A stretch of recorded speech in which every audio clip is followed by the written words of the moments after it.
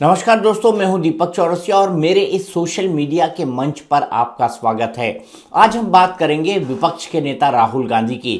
राहुल गांधी कांग्रेस के सर्वशक्तिमान नेता हैं और देश में अगर कोई पॉलिटिकल पार्टी नरेंद्र मोदी का डटकर और लड़कर मुकाबला कर सकती है तो वो कांग्रेस पार्टी है।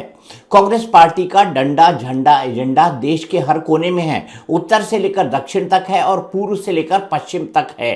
लेकिन 11 साल प्रधानमंत्री नरेंद्र मोदी की सरकार को हो गए हैं, लेकिन फिर भी राहुल गांधी नरेंद्र मोदी के खिलाफ कोई तगड़ा नैरेटिव, तगड़ा राजनीतिक विमर्श क्यों नहीं खड़ा कर पाते हैं। आज इसी बात का विश्लेषण होगा। कहा जाता है ना, एक झूठ को अगर 100 बार बोला जाए तो वो भी सच जैसा लगने लगता है, लेकिन उस झूठ में भी कुछ सब्सटेंस होना चाहिए, उस झूठ के अंदर भी कुछ तथ्य होना चाहिए। ऐसा मैं इसलिए कह रहा हूं कि अगर आपको कोई पब्लिक नैरेटिव बनाना है तो उसका कोई ना कोई सिरा आपको पकड़ना पड़ेगा। बहुत सारा उसके अंदर झूठ हो लेकिन कुछ तथ्य भी होने चाहिए। वैसे कहते हैं ना सांच को आंच नहीं, तो सांच को आंच नहीं की अगर बात की जाए तो सांच को आंच नहीं वाली इस कहावत में तथ्य होना बेहद जरूरी है। क्योंकि अगर आप फेक नैरेटिव बनाने की कोशिश करते हैं, अगर आप सिर्फ गलत तथ्यों के आधार पर ही अपना विमर्श तैयार करते हैं तो आपका ये विमर्श बहुत जल्दी ध्वस्त हो जाता है। क्या राहुल गांधी के साथ भी ऐसा ही होता है? क्या राहुल गांधी झूठ के आधार पर ही अपना विमर्श तैयार करते हैं? आज इसी बात का विश्लेषण होगा। और ये झूठ लंबे समय तक टिक क्यों नहीं पाता? क्योंकि जो फैक्ट्स होते हैं वो इस झूठ के खिलाफ होते हैं। जो फैक्ट्स होते हैं वो इस झूठ के को धता बताते हैं। जो फैक्ट्स होते हैं वो इस बात की तरफ इंडिकेट करते हैं कि राहुल गांधी जो कह रहे हैं उसमें कोई तथ्य नहीं है। झूठ की मशीन है क्या राहुल गांधी? आज इसी का विश्लेषण होगा, क्योंकि मैंने ऐसे 5 बड़े मुद्दे आपके लिए निकाल कर रखे हैं जिन 5 बड़े मुद्दों पर राहुल गांधी ने एक नैरेटिव बनाने की कोशिश की, एक राजनीतिक विमर्श बनाने की कोशिश की, नरेंद्र मोदी के खिलाफ एक एजेंडा बनाने की कोशिश की, लेकिन ये एजेंडा चल नहीं पाया है। हाल ही के दिनों में हमने पार्लियामेंट के अंदर भी जो देखा, उनका जो भाषण सुना, उसमें भी कुछ ऐसी बातें निकल कर सामने आई हैं जिन बातों के आधार पर कहा जा सकता है कि राहुल गांधी ने एक फेक नैरेटिव को अपना नैरेटिव बनाने की कोशिश की, गलत तथ्यों के आधार पर प्रधानमंत्री नरेंद्र मोदी के खिलाफ एक राजनीतिक विमर्श तैयार करने की कोशिश की। लेकिन आप कहते हैं ना, जैसा मैंने पहले कहा, सांच को आंच नहीं, तो सच जो है वो तथ्य बनकर निकलकर सामने आता है। राहुल गांधी का ये नैरेटिव फेल हो जाता है। आज इसी की बात करेंगे। सबसे पहला मुद्दा क्या है? सबसे पहला मुद्दा है, क्या राहुल गांधी भारत की इकोनॉमी को डेड मानते हैं? दूसरा मुद्दा क्या है? दूसरा मुद्दा यह है कि क्या नरेंद्र मोदी ने इंडो यूएस डील करके या बाकी जो ट्रेड डील्स हैं उनको करके देश को बेच दिया है? इसको भी समझने की कोशिश करेंगे। इसके अलावा नरवणे, जो मनोज मुकुंद नरवणे हैं, जो देश के आर्मी चीफ थे, उनकी किताब के जो भ्रामक तथ्य उन्होंने पेश किए, उसके बाद राहुल गांधी को किस तरह की दिक्कतों का सामना करना पड़ेगा, इसकी भी बात करेंगे। साथ ही साथ राहुल गांधी ने बिहार में एसआईआर को लेकर भी भ्रम फैलाया और उन्होंने चौकीदार चोर है का नैरेटिव देकर एक ऐसा नैरेटिव गढ़ने की कोशिश की जिसके चलते उन्हें खुद सुप्रीम कोर्ट के अंदर अनकंडीशनल अपोलॉजी देनी पड़ी। ये तमाम मुद्दे कौन कौन से हैं और अब राफेल की कितनी बड़ी खेप भारत आ रही है, इसके बारे में भी बात करेंगे। लेकिन सबसे पहले मुद्दे की तरफ चलते हैं जिसमें राहुल गांधी ने देश की इकोनॉमी को डेड बताया था। राहुल गांधी ने सबसे पहले कहा कि भारत की इकोनॉमी डेड है। ये बात डोनाल्ड ट्रंप ने भी कही थी और राहुल गांधी ने उनकी बात को सेकंड किया। डोनाल्ड ट्रंप ने तो ये बात खींच के आधार पर कही थी, क्योंकि भारत लगातार डोनाल्ड ट्रंप के इस दावे को खारिज कर रहा था कि डोनाल्ड ट्रंप ने भारत और पाकिस्तान के बीच सीज फायर कराया है। दरअसल ये सीज फायर दोनों देशों के डीजीएमओ की बातचीत के आधार पर हुआ था, जिसको लेकर डोनाल्ड ट्रंप ने अनावश्यक तौर पर क्रेडिट लेने की कोशिश की, लेकिन भारत ने उन्हें ये क्रेडिट नहीं दिया। लेकिन राहुल गांधी को भारत भारत की इकोनॉमी डेड क्यों लगती है, ये सबसे बड़ा सवाल है। राहुल गांधी को ये लगता है कि देश में कुछ हो ही नहीं रहा है। राहुल गांधी को लगता है कि मैन्युफैक्चरिंग ठप हो गई है।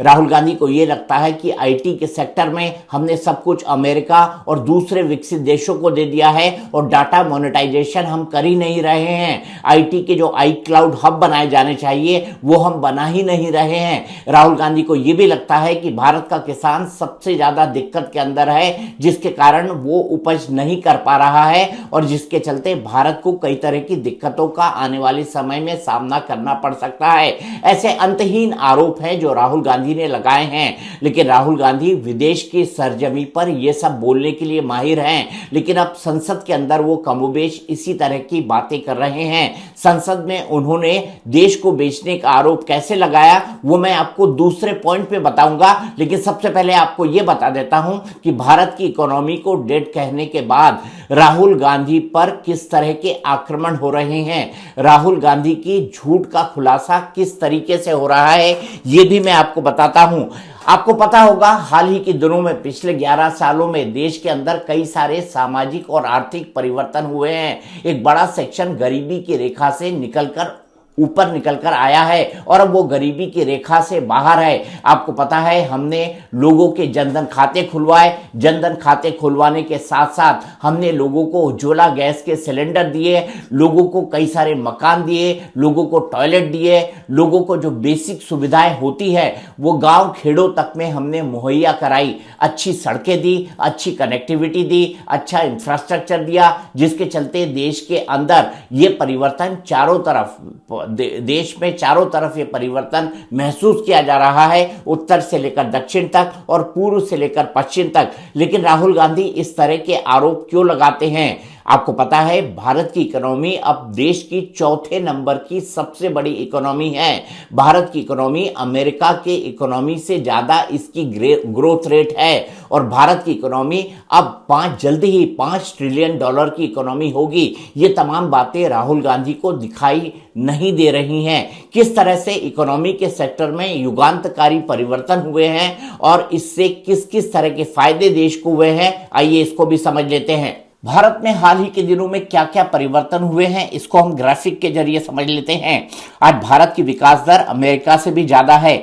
भारत दुनिया की चौथी बड़ी अर्थव्यवस्था बन चुका है। डिफेंस सेक्टर में भारत का निर्यात कई गुना बढ़ा है। अंतिम पायदान तक काम हुआ है। 25 करोड़ लोग गरीबी से निकले हैं। 80 करोड़ लोगों को फ्री राशन दिया जा रहा है। 12 करोड़ शौचालय बने हैं और 4 करोड़ घर। दुनिया का सबसे बड़ा डिजिटल सिस्टम यूपीआई भारत में चल रहा है। स्टार्टअप में पूरी दुनिया में भारत का चौथा स्थान है। तो इतनी सारी उपलब्धियों के बावजूद भी राहुल गांधी को अगर ये लगता है कि भारत की इकोनॉमी डेड इकोनॉमी है तो इसे दिशा भ्रम ही कहा जाएगा। हाल ही के दिनों में हमने जो फ्री ट्रेड एग्रीमेंट किए हैं उससे पूरी दुनिया में भारत की जो तूती है वो और भी ढंग से बोल रही है। हमने यूरोपियन यूनियन से लेकर अमेरिका तक के साथ फ्री ट्रेड एग्रीमेंट कर लिया है और ये आने वाले समय में भारत की इकोनॉमी को ही बूस्ट करेगा, लेकिन राहुल गांधी को ये तमाम चीजें दिखाई नहीं देती हैं। राहुल गांधी का झूठ नंबर 2 क्या है ये भी समझ लीजिए। राहुल गांधी सरकार और प्रधानमंत्री पर यह आरोप लगा रहे हैं कि उन्होंने देश बेच दिया है। दरअसल राहुल गांधी ने लोकसभा में अपने भाषण के दौरान जो विपक्ष बजट पर वो भाषण दे रहे थे विपक्ष के नेता के तौर पर, उस भाषण के दौरान उन्होंने कहा कि ये देश जो है ये प्रधानमंत्री मोदी ने बेच दिया है। उन्होंने इसके लिए आधार बनाया इंडो यूएस ट्रेड डील को। आपको पता है हाल ही में भारत और अमेरिका के बीच एक ट्रेड डील हुई है। राहुल गांधी ने आरोप लगाया कि भारत ने किसानों के हितों को नजरअंदाज किया है और भारत के जो सेक्टर्स हैं उनको अमेरिकी कृषि उत्पादों के लिए पूरी तरह से खोल दिया है। इसकी सच क्या है ये मैं आपको बताऊंगा, लेकिन उन्होंने दूसरा आरोप जो लगाया वो ये लगाया कि इससे मैन्युफैक्चरिंग सेक्टर खास तौर से टेक्सटाइल के मामले में बुरी तरह प्रभावित होगा और बांग्लादेश को हमसे अपर एज मिलेगा। राहुल गांधी ने ये बात कही, लेकिन राहुल गांधी ने कई सारे तथ्यों का सही ढंग से खुलासा इस भाषण के दौरान नहीं किया, लिहाजा ये भी राहुल गांधी का एक झूठ बनता जा रहा है। तीसरा, उन्होंने ये कहा कि डेयरी उत्पादों को भी भारत ने खोल दिया है, ये भी अपने आप में एक झूठ था। इसको लेकर सरकार ने क्या कहा है ये मैं आपको बताऊंगा, लेकिन सबसे पहले समझ लीजिए कि राहुल गांधी ने जो सबसे बड़ी बात कही है कि क्या वाकई में भारत को जो है वो अमेरिका के हाथों बेच दिया गया है। दरअसल आपको पता है भारत ट्रंप के टैरिफ से परेशान था, और ट्रंप के टैरिफ से भारत ही नहीं परेशान था बल्कि पूरी दुनिया परेशान थी। दुनिया की परेशानी के बीच भारत ने बहुत शांति के साथ, बहुत सहजता के साथ और बहुत मैच्योरिटी के साथ भारत और अमेरिका के बीच ये फ्री ट्रेड एग्रीमेंट किया है। इस ट्रेड एग्रीमेंट को करते हुए कई महीने लग गए। हाल ही के दिनों में नरेंद्र मोदी जब पिछले साल अमेरिका गए थे, 2025 के अंदर अमेरिका गए थे, तब 2025 के अंदर अमेरिका जाते वक्त ये फ्री ट्रेड डील भारत और अमेरिका के बीच होगी, फ्री ट्रेड एग्रीमेंट होगा, इसके बारे में बातचीत करके आए थे। लेकिन उसके बाद भारत और अमेरिका के संबंधों में एक बुरा दौर आया। ये बुरा दौर उस वक्त आया जब अमेरिका ने भारत पर रूस से तेल खरीदने को लेकर 50% टैरिफ लगा दिया। इसके बाद भारत का व्यापार जो है थोड़ा डगमगाया, लेकिन उसके बाद ये व्यापार संभल गया। लेकिन इसी के बीच धीरे धीरे भारत ने फ्री ट्रेड एग्रीमेंट को लेकर इस बातचीत को आगे बढ़ाया। अब राहुल गांधी ने जो बातें कही हैं और जो बातें नहीं कही हैं उसका भी एक बार से विश्लेषण कर लेते हैं। राहुल गांधी ने सबसे पहली बात ये कही कि इसमें किसानों के हितों को नजरअंदाज किया गया है, और किसानों को हितों को नजरअंदाज करते हुए जो अमेरिका का कृषि उत्पाद है उसके लिए भारत के मार्केट को पूरी तरीके से खोल दिया गया है। लेकिन भारत ने इस बात को, पीयूष गोयल जो कि भारत के ट्रेड मिनिस्टर हैं, उन्होंने संसद के अंदर इस बात को साफ किया है कि कृषि उत्पादों के लिए भारत का बाजार जो है अमेरिका के लिए नहीं खोला गया है, और भारत के किसानों को इससे किसी भी तरह की कोई दिक्कत नहीं होगी। उन्होंने कहा जो सामान्य तरह की चीजें हैं, जैसे गेहूं है, जैसे दाल है, जैसे चावल है, जैसे मसाले हैं, जैसे भारत में उत्पादित होने वाली जो मोटा अनाज है, इन चीजों के लिए अमेरिका के कृषि उत्पादों को भारत का बाजार, अमेरिका के कृषि उत्पादों के लिए भारत का बाजार किसी भी तरह से नहीं खोला गया है।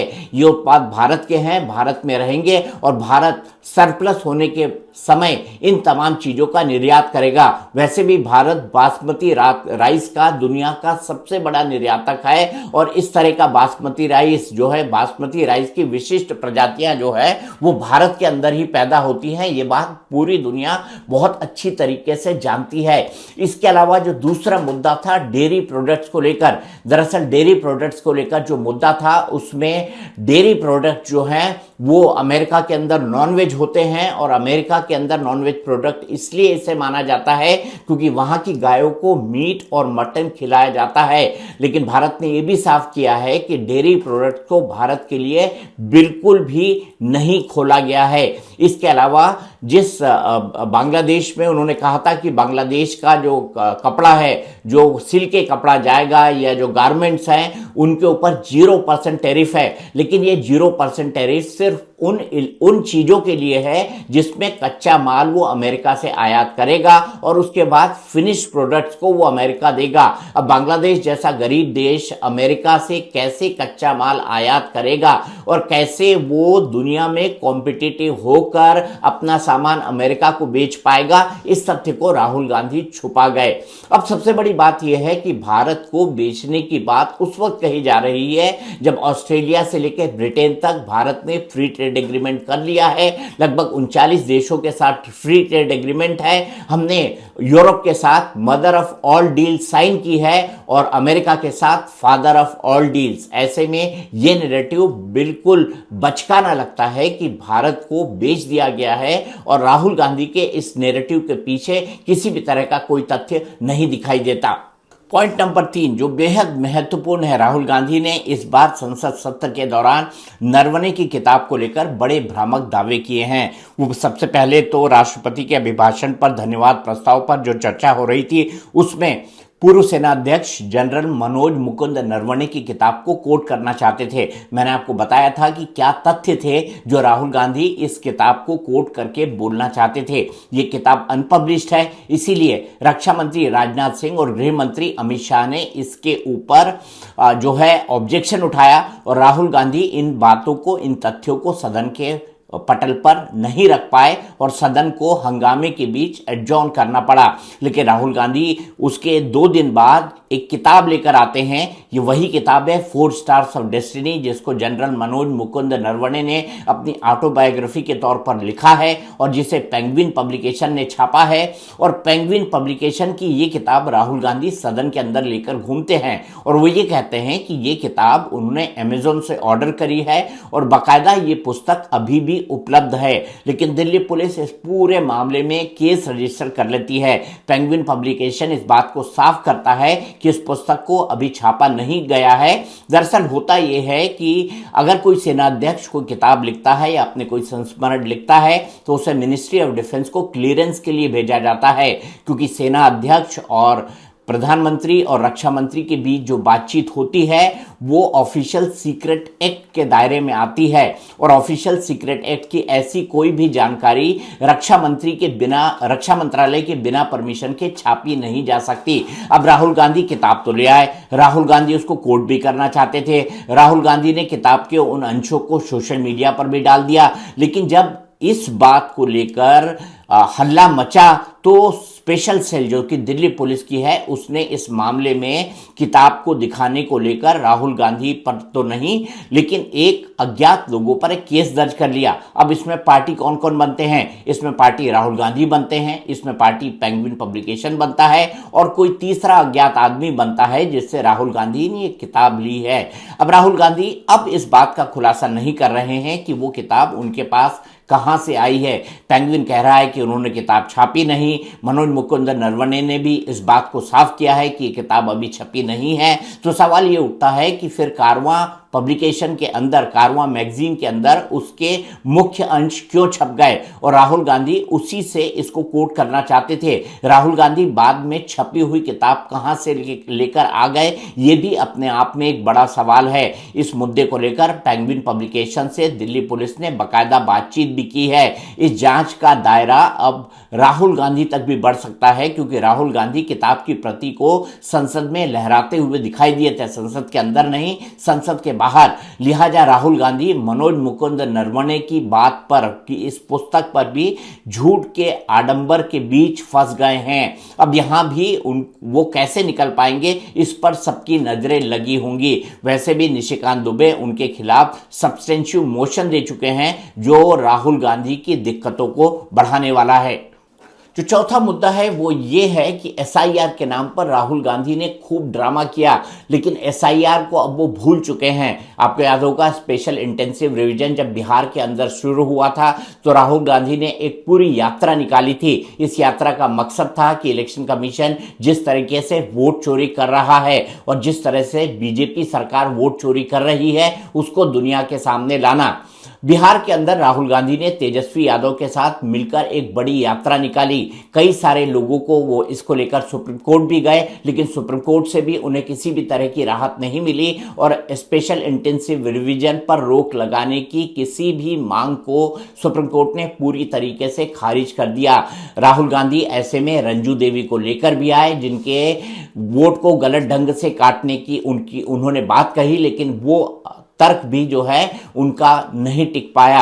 राहुल गांधी ने इतनी बड़ी यात्रा तो निकाल दी। राहुल गांधी ने इसके बाद हरियाणा के अंदर भी वोट चोरी का आरोप लगाया, लेकिन राहुल गांधी को न तो अब एसआईआर याद आ रहा है, न ही राहुल गांधी को वोट चोरी याद आ रही है। राहुल गांधी ने एसआईआर पर जो कुछ कहा था वो भी अपने आप में एक बहुत बड़ा झूठ था, जिसका खुलासा अब हो चुका है और अब एसआईआर की ये प्रक्रिया अन्य राज्यों के अंदर भी चल रही है। और अब स्पेशल इंटेंसिव रिवीजन न केवल हो रहा है बल्कि कई राज्यों के अंदर इसको आगे कैसे किया जाए इसको लेकर भी इलेक्शन कमीशन अपनी मॉड्यूलिटीज तय कर रहा है। तो एसआईआर और वोट चोरी वाला राहुल का नैरेटिव भी पूरी तरीके से फेक साबित हुआ है। इसके अलावा राहुल गांधी ने चौकीदार चोर है का फर्जी नैरेटिव भी गढ़ा था। आपको याद है जब भारत ने 59,000 करोड़ में राफेल से माफ कीजिएगा फ्रांस से 36 राफेल विमान खरीदे थे, तो राहुल गांधी ने इस पूरी की पूरी डिफेंस डील में भ्रष्टाचार का आरोप लगाया था। राहुल गांधी ने यह कहा था भ्रष्टाचार का आरोप लगाते हुए कि इस भ्रष्टाचार के अंदर सरकार के उच्च पदों पर जो भी लोग बैठे हुए हैं वो तमाम लोग शामिल हैं। उनका यह भी आरोप था कि जो डील यूपीए की सरकार ने राफेल को खरीदने के लिए की थी उससे कई गुना कीमत पर यह डील हुई है और इसके लिए बकायदा रिश्वत का आदान प्रदान हुआ है, रिश्वत का लेन देन हुआ है। यह पूरा मामला सुप्रीम कोर्ट के अंदर गया। सुप्रीम कोर्ट के अंदर इसकी गहन स्क्रूटिनी हुई, लेकिन सुप्रीम कोर्ट में किसी भी तरह का कोई आरोप टिक नहीं पाया। इसके बाद राहुल गांधी ने एक सभा के अंदर यह कहा कि सुप्रीम कोर्ट अब कह चुकी है कि चौकीदार चोर है। तब राहुल गांधी ने चौकीदार चोर है, क्योंकि प्रधानमंत्री खुद को चौकीदार कहते थे, इसीलिए चौकीदार चोर है का नैरेटिव चलाया था। और राहुल गांधी ने साफ साफ कह दिया कि अब सुप्रीम कोर्ट भी कह चुका है कि चौकीदार चोर है, लेकिन राहुल गांधी को नहीं पता था कि सिर मुड़ाते ही ओले पड़ेंगे। राहुल गांधी के इस स्टेटमेंट के बाद मीनाक्षी लेखी जो भारतीय जनता पार्टी के एक नेता हैं, एक बहुत बड़ी वकील हैं, वो सुप्रीम कोर्ट के अंदर गई और राहुल के खिलाफ उन्होंने डिफेमेशन का एक सूट फाइल किया, जिसके बाद राहुल गांधी को सुप्रीम कोर्ट जाकर अनकंडीशनल माफी मांगनी पड़ी। ये जताता है, ये बताता है कि चौकीदार चोर है का जो नैरेटिव राहुल गांधी ने गढ़ने की कोशिश की वो भी फर्जी निकला। अब सवाल ये उठता है कि राहुल गांधी 95 चुनाव अभी तक हार चुके हैं। बीजेपी के नेता कह रहे हैं कि वो चुनाव हारने का जल्द ही शतक लगा लेंगे, लेकिन इसके बाद भी चूंकि गांधी परिवार कांग्रेस का न्यूक्लियस है, इसलिए राहुल गांधी अपने पद पर तो बैठे रहेंगे। लेकिन राहुल गांधी अगर इन्हीं फर्जी नैरेटिव के आधार पर अपनी राजनीति को आगे चलाने की कोशिश करेंगे तो वो कितना सिरे बैठेगा या वो कितने सिरे चढ़ेगा, इस पर सबकी निगाहें लगी होंगी। राहुल गांधी क्या झूठ की फैक्ट्री बन गए हैं, इसके बारे में मेरा ये विश्लेषण आपको कैसा लगा, इसके बारे में अपनी राय कमेंट बॉक्स में जरूर लिखिए। मुझे लाइक कीजिए, सब्सक्राइब कीजिए और शेयर कीजिए।